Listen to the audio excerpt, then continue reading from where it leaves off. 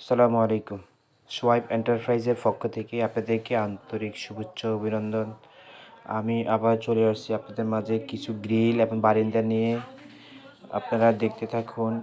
এই যে আপনারা দেখতে পাচ্ছেন এখানে যে বারিন্দার রেলিং, এটা হচ্ছে মূলত বারিন্দার নিচের অংশটা। হ্যাঁ, আমরা নিচ থেকে 2.5 ফিট পরে একটা বক্স ব্যবহার করি। এই বক্সটা থিকনেসটা হচ্ছে 3 ইঞ্চি বাই 1.5 ইঞ্চি। বক্সের থিকনেসটা হচ্ছে আপনার 16 গ্যাস বক্স। আর নিচের অংশ যেটা দেখতে পাচ্ছেন এখানে আমরা 3 ইঞ্চি পর 1.5 ইঞ্চি আমরা 2টা গ্যাপ দিয়েছি। এখানে 3টা মাল দিয়ে 2টা গ্যাপ দিয়েছি। এরপর আবার 3 ইঞ্চি গ্যাপ দিয়েছিলাম।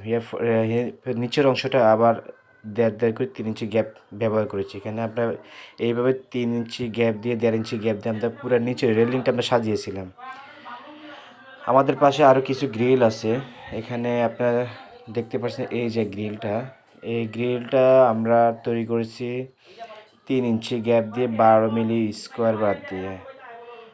হ্যাঁ, 3 ইঞ্চি গ্যাপ দিয়ে 12 মিলি স্কোয়ার বাদ দিয়ে 12 মিলি স্কোয়ার বাদ দিয়ে 3 ইঞ্চি গ্যাপ দিয়ে। এই মালটা হচ্ছে মূলত আপনার BSRM মাল না, এই মালটা হচ্ছে আমাদের ঢাকার মাল, কালো মালটা। এই মালটা আমাদের মূলত ওয়েল্ডিংটা ফিনিশিংটা অনেক সুন্দর আসে।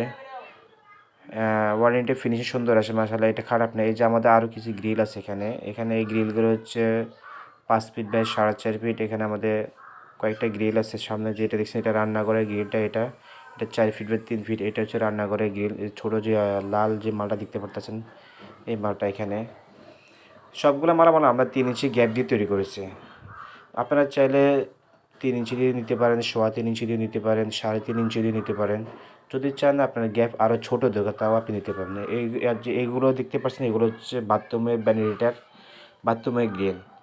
বাথরুমের গ্রিলগুলো আমরা সাইজটা হচ্ছে 2 ফিট বা 1.5 ফিট। এখানে এখন মূলত বর্তমানে বাথরুমের সাইজগুলো একটু বড় রাখা হয়, যেহেতু থাই গ্লাস ব্যবহার করে। থাই গ্লাসটা